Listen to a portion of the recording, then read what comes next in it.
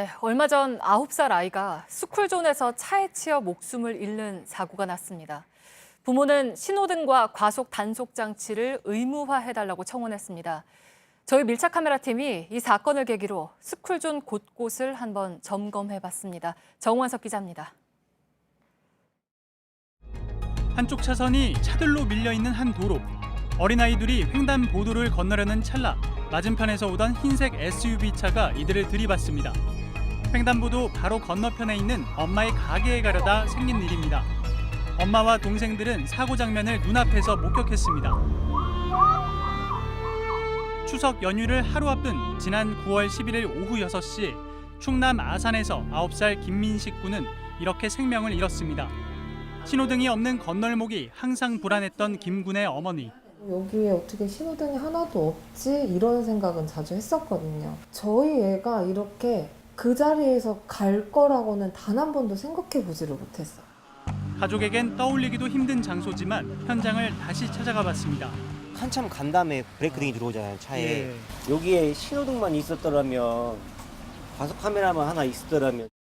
사고가 난 후에야 이런 과속 방지턱도 2개나 만들어두고 그 위에 횡단보도 줄도 새롭게 그어서 더 눈에 잘 띄도록 해뒀습니다. 또 아이들이 무단횡단을 하지 못하도록 이런 안전 펜스도 더 연장을 해두었는데요. 하지만 여전히 신호등이 이 사거리에 없기 때문에 위험하다고 지적하는 경우가 많습니다.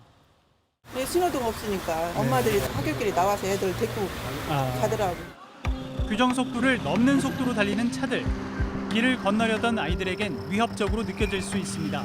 저기 저거 그 속도 재는 거 있잖아요. 그거 밑에서만 진짜 10km 정도로 달리고 이런 데 없는 데 있잖아요. 거기서 막 50km 그 정도 달려요. 차라리 차량 속도를 많이 줄이고 내려와야 되는데 안 지키는 차들이 많아요. 천천히 오다가도 급히 쓸 수가 있는데 그렇지 않고 여기서 애들 막 경쟁 아슬아슬한 순간이 가끔 있죠. 서울 광진구의 한 초등학교와 이곳도 사정은 마찬가지입니다.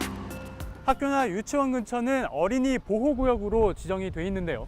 규정 속도도 시속 30km임을 알리는 속도 계기판도 붙어 있지만 사실 지켜지지 않는 경우들이 많습니다. 하지만 이를 단속할 장비도 부족한 것이 현실입니다. 여기 학차가 너무 쌩쌩 달려가지고 저번에 우리 남편이 여기 학원에 전화한 적 있어요. 자꾸 그렇게 험하게 달리는 거 한 번만 더 눈에 띄면 신고한다고. 불법 주정차도 문제입니다. 운전자와 보행자 시야를 모두 방해하기 때문입니다. 인천 남동구의 한 스쿨존. 도로에 노란 실선이 2개라는 뜻은 이곳에 주정차가 전면 금지된다는 뜻입니다. 특히 어린이 보호구역이기 때문에 단속될 경우에는 과태료가 2배인데요. 하지만 이곳에 단속하는 사람도 없고 단속할 장비도 없다 보니까 이렇게 버젓이 주정차를 해둔 차가 쉽게 눈에 띕니다. 푸드트럭이 서 있고 소화전 앞인데 소용이 없습니다. 단속은 많이 안 하는 것 같지? 네. 근데 여기 진짜 위험해요. 여기로 그래서 안 다니고 신호등 있는 대로 그냥. 최근 4년간 스쿨존에서 12세 이하 어린이가 차에 치인 사고는 2,000건에 가깝습니다. 27명이 목숨을 잃었습니다. 원활한 교통 흐름 등의 이유로 신호등은 교통사고나 통행량이 많은 곳이 아니고선 꼭 설치할 필요가 없도록 돼 있습니다. 전국 1만 7천 곳 정도의 스쿨존 가운데 단속 장비가 설치된 곳은 5%도 채 되지 않습니다. 여기에 보행자를 우선시하는 운전 습관이 부족한 것도 문제로 지적됩니다. 죽음이 헛되지 않게끔 내가 한번 해보자. 스쿨존에는 신호등이 의무로 설치가 되고 과속 카메라가 의무로 설치가 된다면 단 몇 발자국만 더 왔더라면 민식이는 엄마가 있는 가게에 도착할 수 있었지만 불행히도 그럴 수가 없었습니다.